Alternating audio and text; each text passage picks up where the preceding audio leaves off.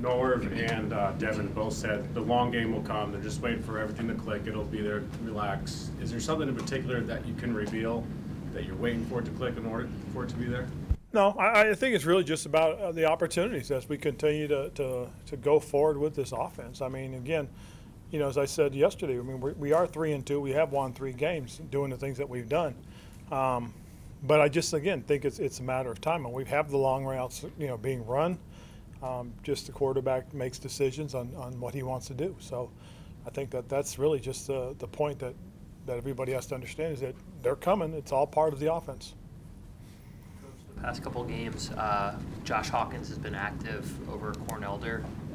Is there a reason for that? What have we been seeing from Josh in practice? Well, the biggest thing is just some of the value we get from Josh as far as special teams is concerned as well. I mean, again, when you make your 46, there's a lot of things you have to take into consideration.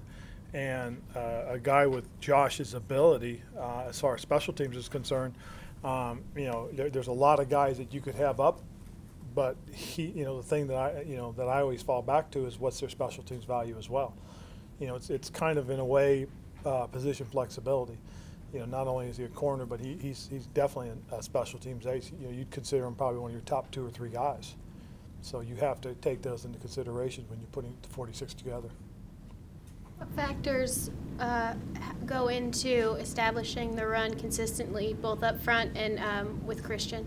Well, I think again the big part of it is you know, are you winning the battle up front? And I think that helps to begin with. Secondly, is what else is working? You know, do you have a lead? How effective is is your passing game? Is it opening up certain avenues? There's a lot of things that we try to consider. Obviously, last week the big thing that came into play obviously was being in the hole early. Any kind of update on Matt Khalil? I know he's been out there working. So other than he's just been working with those guys, again, this is a long process. Just don't forget the guy had, he had surgery basically, and he's been really diligent with it. He's been working with it, and it's not necessarily just about, okay, well, he's eligible to come off and practice. Well, okay, but you got to make sure before you start exposing him that everything is working right, because when you have a surgery, there's a lot of muscles involved. Conditioning, and I think again, the guy's been very diligent. It's just we're going along with what the trainer and doctor are saying. Dante Jackson being limited, kind of precautionary because of the amount of sound. I think a little bit. He was sore on Tuesday and Wednesday, and so we came out on Wednesday and really just kind of backed him down a little bit. He did some limited stuff. Today we increased it a little bit more, moving around pretty well, so I'm not really concerned about it. What have you seen out of the Eagles' banged-up secondary? Well, I'll tell you what, they're a good team defense. If you watch the way they do things on defense, I think whether they're rushing well or they're covering well, they do a lot of things well together. I think it's a good group of guys. They're physical. They play fast. That's one thing you do see, that they do play fast. And it's just it's really, I think, to the whims of what the coordinator calls. I mean, they mix in a lot of man, a lot of zone, a lot of pressures. They do a really good job.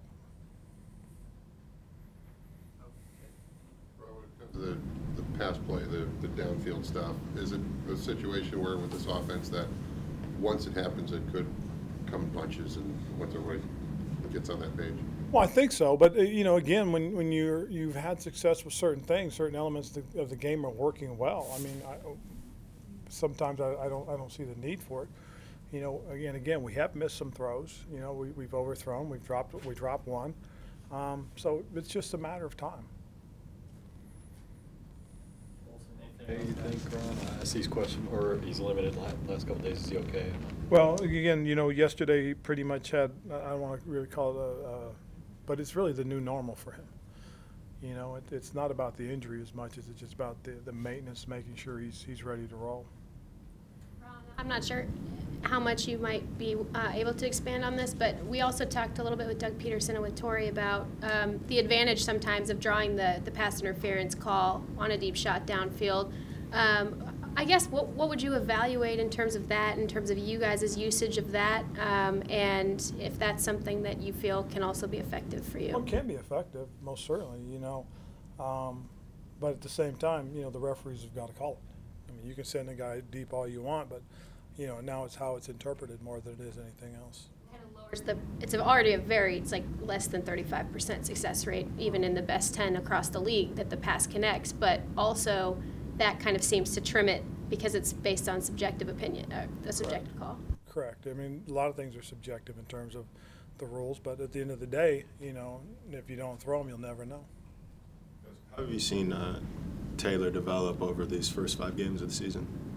Well, I think Taylor's really shown us, you know, what he's capable of as far as playing right tackle. He's shown the ability to play left as well. So he's shown some position flexibility. He does a great job at guard for us. But the thing that you see more than anything else, especially when you talk to him, is you see the confidence in which he's playing. And I think that's very important. I really do. And I think it spills over to not just him, but the guys he's lining up next to. I mean, I think we're pretty formidable across the offensive line, and I really like the right side with he and Trey. I think those two guys have really started to develop a rapport. And again, you know, when you have that kind of communication, it really opens up a lot of things for you. Ron, there's a lot of dirty work that goes into what Dontari Poe, his job requirement is, but you feel like some explosive plays are going to come from him. It's something that he's kind of been known for, despite playing that position, is getting in the backfield. But again, you know, when he's taking up space, it's creating opportunities for other guys, you know, and I know a lot of people fall into that trap of looking at the PFF stuff.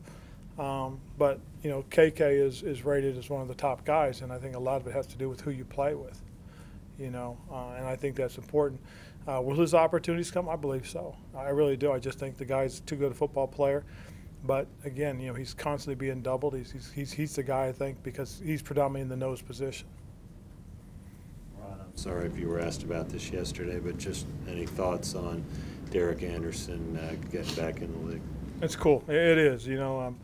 And it's funny because the guys were joking about it this morning, you know, about him getting his opportunity and very quickly. And, you know, knowing DA, he's probably that hyper excited guy right now, and you know, trying to make sure everything's right and ready to roll. And he's probably communicated 100 times with each player on the offensive side over there, you know, about, hey, doing this, make sure we're paying attention to that, and this happened, you know. So it's kind of cool, and you know, like Cam said, you know, we're pretty excited for him, and we're anxious to see how he does.